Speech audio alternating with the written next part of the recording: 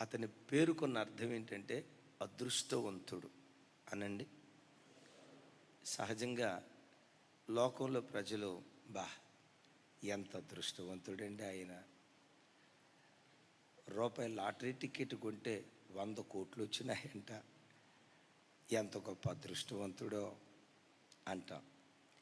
ఆయన బీడు భూమి అని ఓ 10 ఎకరాల పొలం లక్ష 10 లక్షలు పెట్టి కొన్నాడట. వెంటనే పక్కన హైటెక్ సిటీ వెలిసిందట. వెలిసిన వెంటనే ₹1,00,000 పెట్టి కొన్న పొలం ఇప్పుడు 10 కోట్లు అయిందట. 10 × 10 100 కోట్లు. ఎంత అదృష్టవంతుడండి, ఎంత అదృష్టవంతుడోనండి అని అంటాం కదా, అంటారు కదా. కానీ దేవుని వాక్యం అదృష్టం దురదృష్టం అనే మాట వాక్యం పొరపాటున ఒప్పుకోదు. లోక పద్ధతిలో ఎంత అదృష్టవంతుడో అని అనుకుంటారు. మరికొన్ని సందర్భాల్లో మన జీవితాల్లో కలిగిన కొన్ని నష్టాలను బట్టి, కలిగిన కొన్ని ఇబ్బందులను బట్టి నా అంత దురదృష్ట జాతకుడు భూమి మీద ఎవరూ లేరు, నాలాంటివాడు ఎందుకు పుట్టాడు, నాలాంటిది ఎందుకు పుట్టింది. చిన్న కష్టం రావటంతో కొంతమంది తమను తాము శపించుకునే విధానం చూస్తే పరలోకమందుల దేవుడే ఆశ్చర్యపోతాడు. ఆ శపించుకునే విధానం, ఆ శపించుకునేటప్పుడు ఏమేమి గుర్తుకు తెచ్చుకుంటారో తెలుసా? 7వ తరగతిలో స్కూల్కి వెళ్ళినప్పుడు లెక్కల మాస్టర్ కొట్టింది, హిందీ మాస్టర్ కొట్టింది, ఇంగ్లీష్ మాస్టర్ కొట్టింది, ఇవన్నీ గుర్తుకు తెచ్చుకొని ముగింపులో కంక్లూజన్ ఎట్లా వస్తారో తెలుసా? అసలు పుట్టినప్పటి నుంచి నా బతికింతే, పుట్టినప్పటి నుంచి నా బతికింతే, నాలాంటి దురదృష్ట జాతకురాలు, నాలాంటి దురదృష్ట జాతకుడు అసలు పుట్టకుండా ఉంటే బాగుండేది అని ఆ తర్వాత యోబు గారికి సెల్లెళ్ళు అయిపోతారు. నేను పుట్టిన దినమే లేకుండాను గాక, ఇంకా పుట్టిన తర్వాత లేకుండా ఎట్టుంటుంది, నా తల్లి గర్భం మొయ్యబడును గాక అని రకరకాలుగా మాట్లాడుకున్నాడు. సో దేవుని వాక్యం అదృష్ట దురదృష్టాలను వాక్యం పొరపాటున అంగీకరించదు. అసలు పరిశుద్ధ గ్రంథమైన బైబిల్లో అదృష్టం అనే పేరు చొప్పున అర్థం వచ్చే కొంతమంది వ్యక్తులు ఉన్నారు. ఒక వ్యక్తి గురించి ఇప్పుడు చెప్తా. అసలు క్రైస్తవ జీవితంలో వెండి బంగారాలు కలిగి ఉండటం కాదు అదృష్టం. అదృష్టం అనేది వాక్యం అంగీకరించదు. కానీ లోక పద్ధతి చొప్పున నేను చెప్తున్నాను. అదృష్టం, ఎవరు అదృష్టవంతులు? ఈ అదృష్టం కలిసి రావటానికి మనుషులు రకరకాలుగా ప్రయత్నం చేస్తారు. క్రైస్తవ జీవితంలో నిజమైన అదృష్టం ఎవరు? ఆ అదృష్టాన్ని, దేవుడు మనకిచ్చిన అదృష్టాన్ని, అదృష్టం అనే కంటే కూడా దైవ కృప అంటే బాగుంటుంది. ఆ దైవ కృపను మనం ఎలా కాపాడుకుంటూ రావాలి? ఒక వ్యక్తి గురించి చెప్తాను చూడండి. అపోస్తలుడైన పౌలు వారు రాసిన ఓ అద్భుతమైన పత్రిక, కొలస్సీలకు రాసిన పత్రిక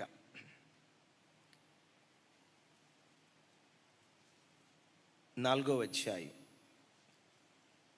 7వ వచనం, ఎఫెసీలకు రాసిన పత్రిక 6వ అధ్యాయం 21వ వచనం. నాతో కలిసి చెప్పండి. ప్రియ సహోదరుడును ప్రభువునందు నమ్మకమైన పరిచారకుడును నా తోటి సేవకుడునైన తుకీకు నన్ను గూర్చిన సంగతులన్నీ మీకు తెలియచేయును. రైట్. ఎఫెసీలకు రాసిన పత్రిక 6వ అధ్యాయం 21వ వచనం. తమ్ముడు 21. నాతో కలిసి, మీరును నా క్షేమ సమాచారం అంతయు తెలుసుకొనుటకు ప్రియ సహోదరుడును ప్రభునందు నమ్మకమైన పరిచారకుడునైన తుకీకు నా సంగతులన్నీ మీకు తెలియచేయును.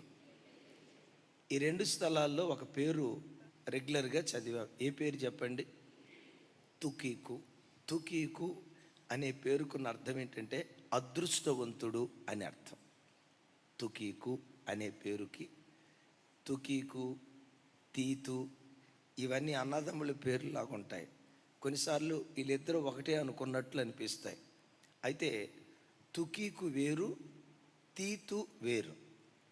తుకీకు అనే పేరుకున్న అర్థం అదృష్టవంతుడు అనే అర్థం. ఎవరయ్యా ఈ తుకీకు అంటే ఆసియా ప్రాంతానికి చెందినవాడు. పాత బైబిల్ ఏమని రాస్తుందంటే ఎఫెస్సి అనే పట్టణానికి చెందినవాడు అని తుకి గూర్చి రాయబడి ఉంది. ఏంటయ్యా ఎఫెస్సి ప్రాంతం యొక్క ప్రాముఖ్యత అంటే, ఆ రోజుల్లో ఎఫెస్సు పట్టణాన్ని లైట్ ఆఫ్ ఏషియా అని పిలిచేవాళ్ళు. అనండి ఒకసారి, ఇంకొంచెం పెద్దగా. అంటే అర్థం ఏంటి? లైట్ ఆఫ్ ఏషియా అంటే లైట్ ఆఫ్ ఏషియా అని, అంతేనా? లైట్ ఆఫ్ ఏషియా, లైట్ అంటే వెలుగు. ఆసియా ఖండానికే వెలుగు లాంటిది, మామూలు పట్టణం కాదు అది. ఆసియా ఖండానికే వెలుగు లాంటి పట్టణం. ఎన్నో కోణాల్లో, ఒకటి కాదు. అయితే మన విషయం సబ్జెక్ట్ అది కాదు.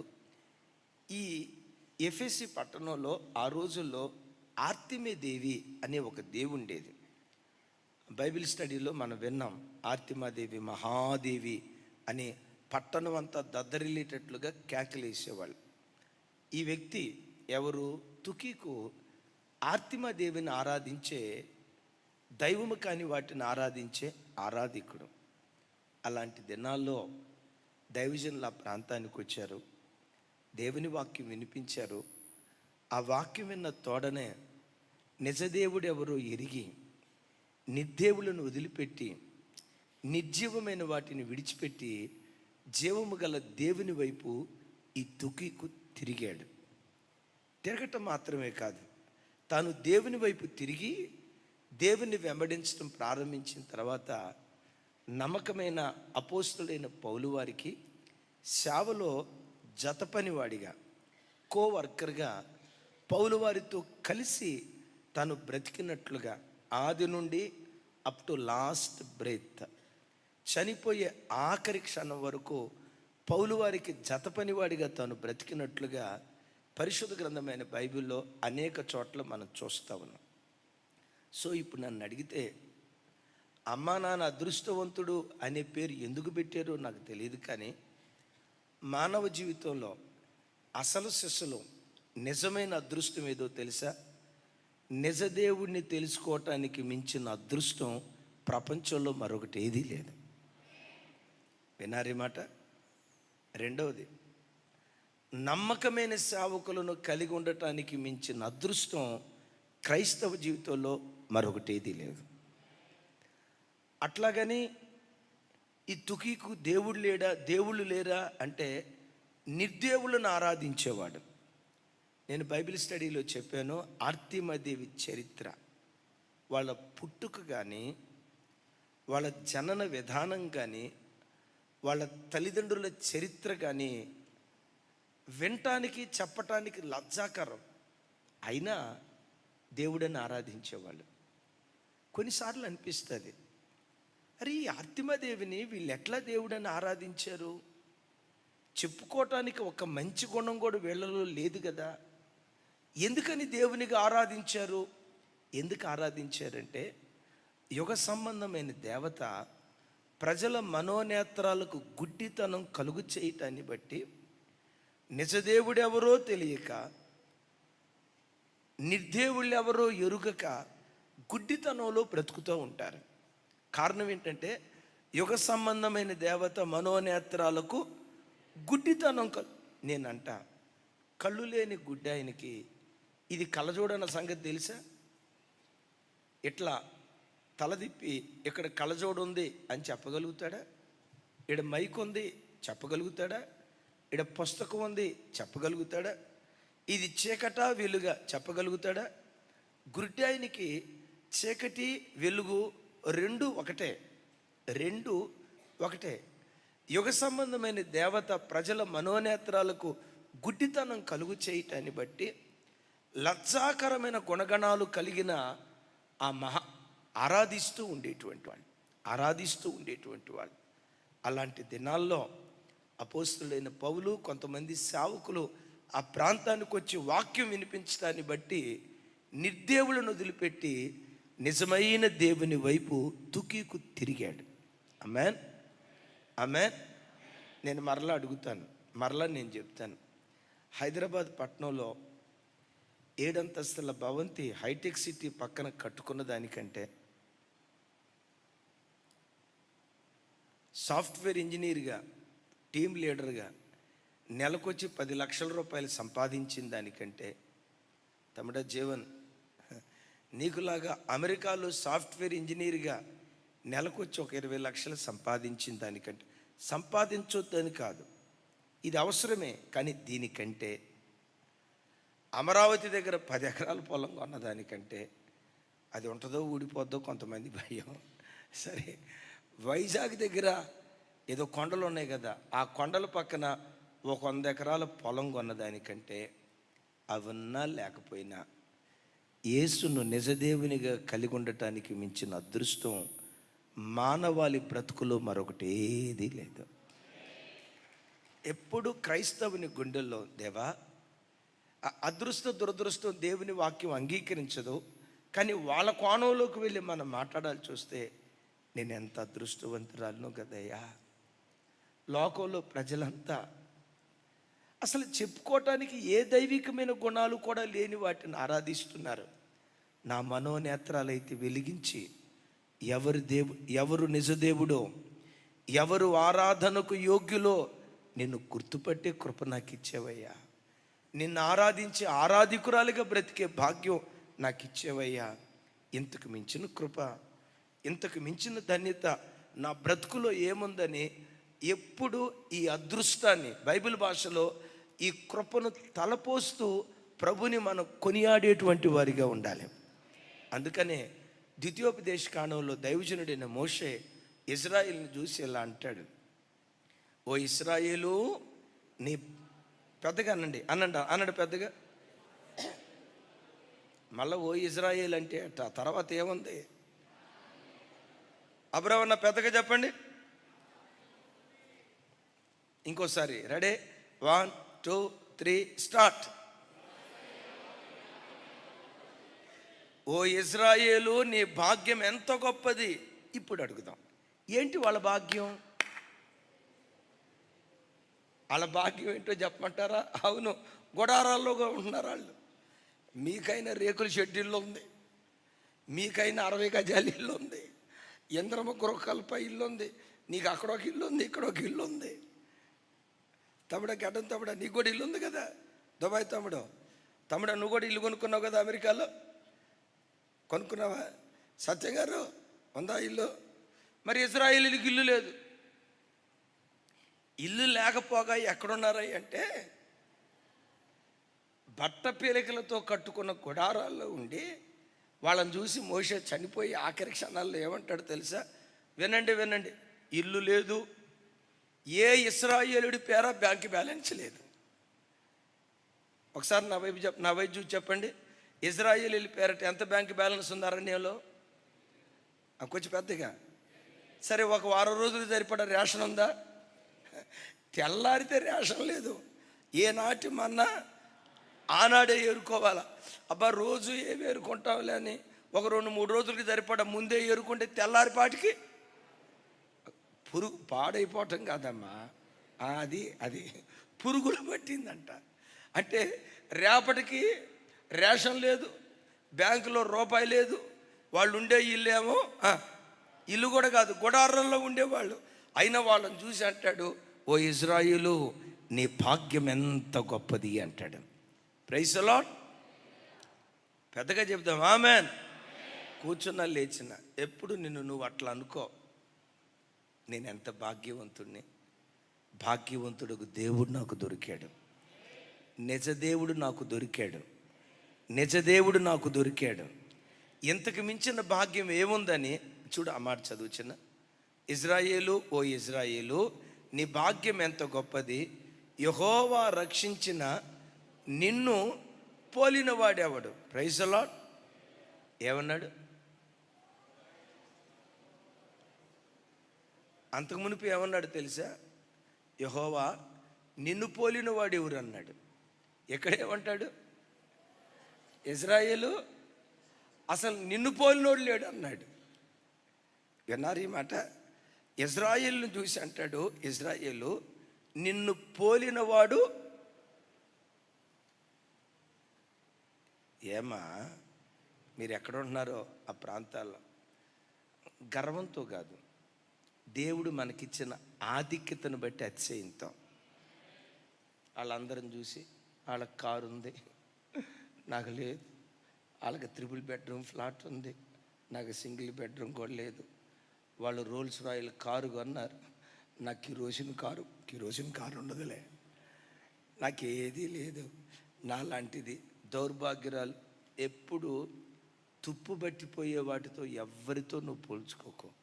వాళ్ళ కారు ఉంది, కారు కంటే శ్రేష్ఠుడైన దేవుడు నీకున్నాడు. 7 అంతస్తుల భవంతి వాళ్ళకుంది, నీకు రేకుల షెడ్డు కూడా లేకపోయి ఉండొచ్చు. 7 అంతస్తుల భవంతి కంటే శ్రేష్ఠుడైన దేవుడు నీకున్నాడు. ఎప్పుడు గుండెల్లో, దేవా నేను ఎంత ధన్యురాలినో కదా, నువ్వు నాకు దొరికావు.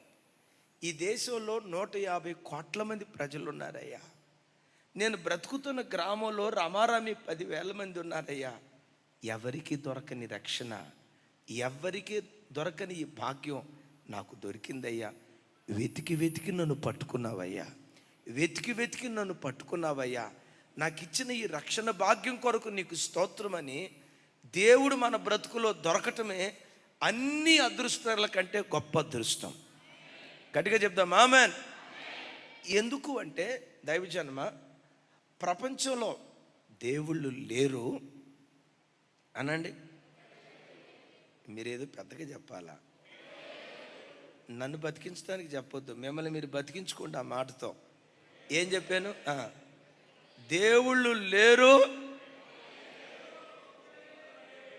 ఆ ఒక్కడే మన ఆరాధ్య దైవం ప్రభు అయిన యేసుక్రీస్తు వారు. అయితే కొన్ని ఈవులు భౌతిక సంబంధమైన కొన్ని ఈవులు కొన్ని స్థలాలకు వెళ్తే దొరుకుతాయి. ఆమెన్, హల్లెలూయా. భూ సంబంధమైనవి కొన్ని స్థలాలకు వెళ్తే దొరుకుతాయి, కానీ యేసుక్రీస్తు దగ్గర మాత్రమే దొరికే 3 శ్రేష్టమైన ఈవులు. నంబర్ 1 పాప క్షమాపణ, నంబర్ 2 పరిశుద్ధత, నంబర్ 3 పరలోక రాజ్య వారసత్వం. ఈ దేవుని ద్వారా తప్ప ప్రపంచంలో మరి దేని ద్వారా దొరకం. ఆ మధ్య విజయవాడలో ఒక మర్రి చెట్టు ఉందట. ఆ మర్రి చెట్టు దగ్గరికి వెళ్తే నెమలికలతో తల మీద కొడతాడట, జ్వరం పోద్దట. అట్లాగని అడ్రస్ కనుక్కొని వెళ్ళారు కాక. అంటే ఆ స్థలాల్లో కూడా మహిమలు ఉంటాయి, ఆ స్థలాల్లో కూడా కొన్ని మహిమ కలిగిన ఏది భూ సంబంధమైనవి. అయితే ప్రభు బిడ్డలారా, పాప క్షమాపణ ఒక్క యేసుక్రీస్తు దగ్గర మాత్రమే దొరుకుతుంది. ఒక పాపిని పవిత్రుడిగా మార్చగలిగే శక్తి ఒక్క యేసుక్రీస్తు దగ్గర మాత్రమే దొరుకుతుంది. వీటన్నిటికి మించి మట్టి మనిషి ఇక్కడ కళ్ళు మూస్తే పరలోక రాజ్యంలో చోటు కల్పించగలిగే శక్తి ఒక్క యేసుక్రీస్తు దగ్గర మాత్రమే దొరుకుతుంది. పెద్దగా చెప్దాం ఆమేన్. మీరు అడగవచ్చు, సార్ ఇంకెక్కడికి వెళ్ళినా పాప క్షమాపణ దొరకదో.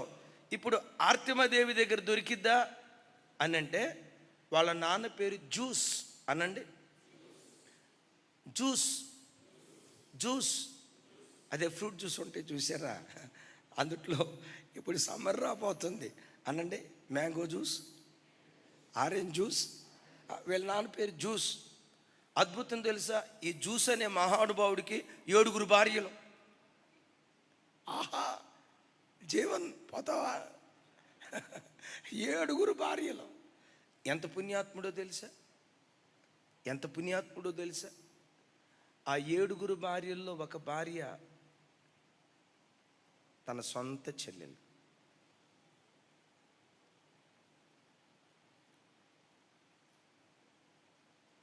ఇంకా చెప్పమంటారా?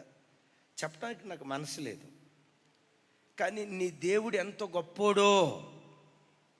యెహోవా, వేల్పులలో నీ వంటి వాడెవరు? పరిశుద్ధతను బట్టి మహనీయుడో, స్తుతి కీర్తనలు బట్టి పూజ్యుడో, నీ ఒక్కడే అద్భుతాలు చేయగలిగిన వాడవు. నీ వంటి వాడు లేడు అని ఎందుకు భక్తులు దేవుని గురించి అంత గొప్పగా పాడారో తెలుసా? అసలు ఈ పాట పాడింది ఎవరు? భక్తుడైన మోషే. మోషేకు ఐగుప్తీయుల చరిత్ర బాగా తెలుసు. ఐగుప్తీయులు ఆరాధించే వ్యక్తుల చరిత్ర బాగా తెలుసు. ఒక్కొక్కరి చరిత్ర లజ్జాకరమైన చరిత్ర. ఆర్తిమాదేవి చరిత్ర ఇందాక చెప్పేనే.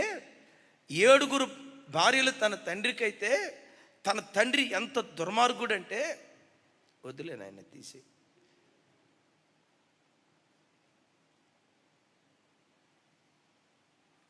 వీడికి 7 భార్యలు సరిపోక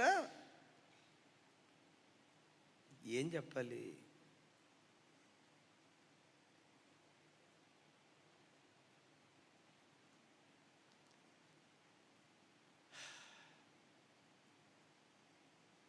వీడు కన్న తల్లి మీద కన్నేసాడంట. ఇంకేం చెప్తాం?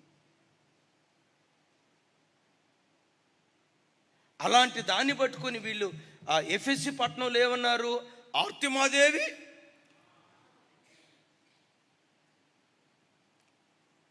ఇలాంటి లజ్జాకరమైన స్థితిలో వాళ్ళు బ్రతుకుతూ ఉంటే నేనంట, వాళ్ళే పాపంలో మునిగి తేలినోళ్ళు.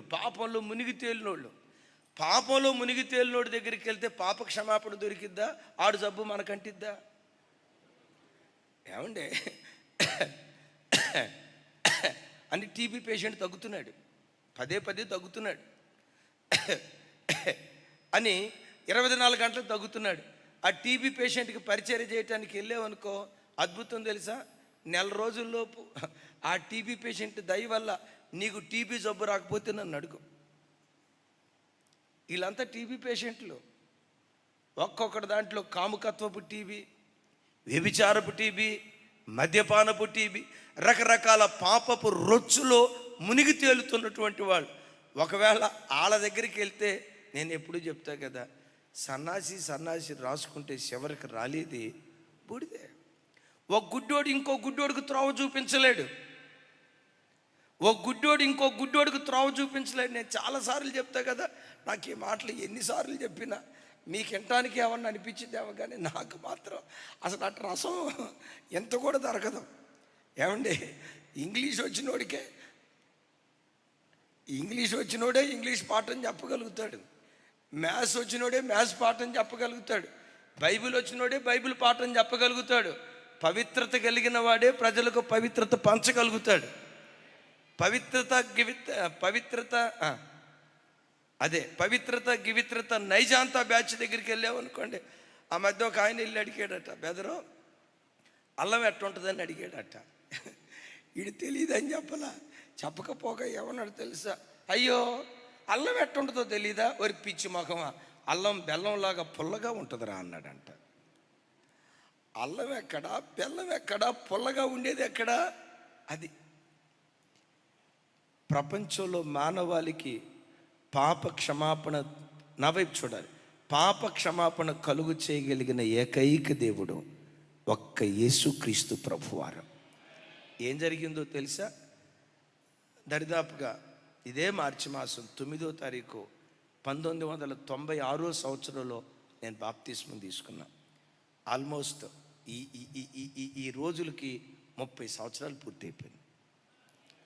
యేసయ్య రక్తంతో ఏ గడియలో కడగబడ్డానో, ఆయన రక్త ప్రోక్షణ నా మీద పడటంతో తాత ముత్తాతల కాలం నుంచి ఏలుబడి చేయబడుతున్న శాపం, కొన్ని వందల వేల సంవత్సరాల నుంచి ఏలుబడుతున్న శాపం, ఆ శాపపు కాడి యేసుక్రీస్తు రక్తము తాకిన వెంటనే శాపపు కాడి విరగొట్టబడిపోయింది. ఆమెన్ చెప్దాం గట్టిగా, ఆమెన్. అంటే మనుషునికి పాప క్షమాపణ కలుగు చేయగలిగిన ఏకైక రక్తం యేసుక్రీస్తు వారి రక్తం. ఒక పాపిని పవిత్రుడిగా మార్చగలిగిన రక్తం ఒక యేసుక్రీస్తులోనే ఉంది. వాటన్నిటికి మించి ఈ దేవుడు భూలోకానికి చాలిన దేవుడు, పరలోకానికి చలిన దేవుడు. ఈ దేవుడు బ్రతికున్న కాలంలో నీకు దేవుడిగా ఉంటాడు, చనిపోయిన తర్వాత కూడా ఆయన మనకు దేవుడిగా ఉంటాడు. గట్టిగా చప్పలు కొడుతూ స్తోత్రాలు చెప్దాం. ఆమెన్, హల్లెలూయా. లోకంలో ఏ బంధాలైనా ఎక్కడి వరకు ఉంటాయి? భూలోకం వరకే ఉంటాయి. ఇప్పుడు తుకీకు ఇక్కడ ఆర్తిమాదేవి అని రేపు చచ్చిపోయిన తర్వాత పరలోకానికి వెళ్ళి ఎక్కడా వంద నరకంలో అంటాడు. అసలు నేనంట తుకీకు కూడా పరలోకానికి ఎందుకు వెళ్తాడు? వెళ్ళడు కదా. ఈ దేవుడు, దావీదు భక్తుడు ఒక మాట అన్నాడు, ఈ దేవుడు మరణము వరకు నడిపిస్తాడు అనండి ఆ మాట. ఇప్పుడు నేను ఒక కొత్త కీర్తన రాస్తా, విన్నారు ఈ మాట? దావీదుకు దొరికిన ప్రత్యక్షత అంతవరకే. ఏమంటాడు? ఈ దేవుడు మరణము వరకు నడిపిస్తాడు. నేను రాసే కొత్త కీర్తన ఏంటో తెలుసా? ఈ దేవుడు మరణం తర్వాత కూడా నడిపిస్తాడు.